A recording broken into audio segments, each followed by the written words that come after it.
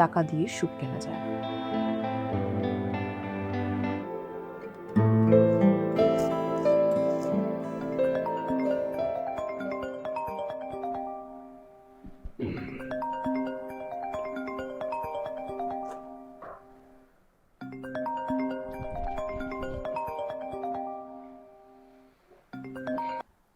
Hello.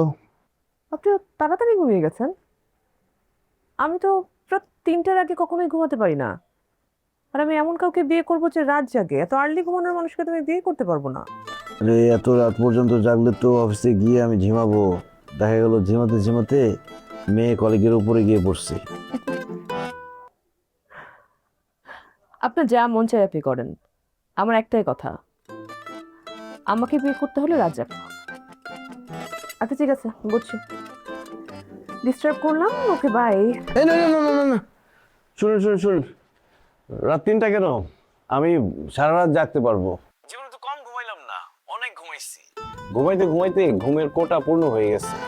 তাছাড়া এই জাতি ঘুমায় কিছু করতে পারছে? পারে নাই তো।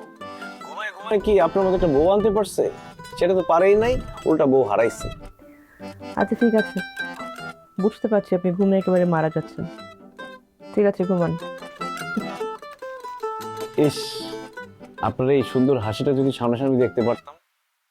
সমস্যা নাই, কত দেখতে পারবো? সারা জীবন তো দেখতে পারবো ইনশাআল্লাহ। আপনি ঘুমান এখন, সকালে একটা জায়গায় নিয়ে যাবো আপনাকে। কোথায়? বাই। Hello hello. ইস, শালার রাত জাগার অভ্যাসটা যদি করতে পারতাম কত ভালো হতো। দারোয়ানের সাথে কথা বলে বলে রাত জাগার অভ্যাসটা করতে হবে। এই দারোয়ান, শাহরিয়ার, ঘুমাইছো? May I come in? আরে রিনি, আসো আসো আসো, বসো। Thank you. কেমন আছেন আপনি? আমি আছি ভালো। তোমার কি অবস্থা? তুমি কেমন আছো? ঠিকঠাক, খুব ভালো। হঠাৎ মানে এতদিন পর আমার কথা মনে পড়লো কিভাবে? মানে মনে তো পড়ে, বাট যেটা হয় সময় করে আসা হয় না আর কি।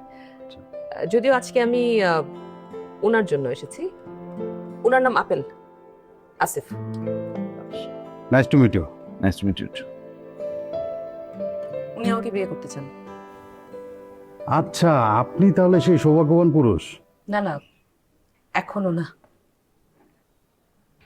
উনি আমাকে বিয়ে করতে চেয়েছিলেন।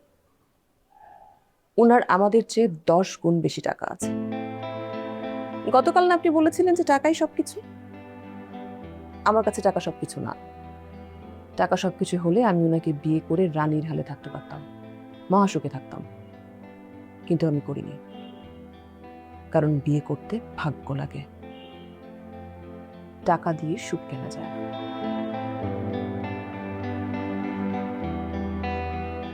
আবার টাকার জন্য ট্রিটমেন্টের অভাবে আমার মা মারা গেছে।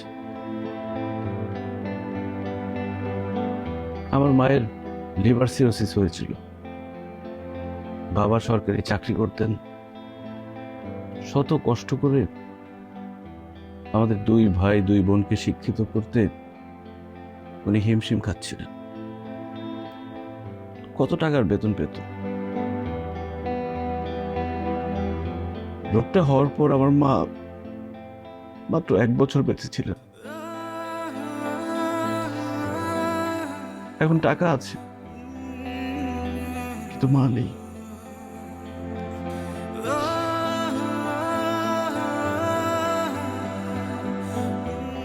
এখন বলেন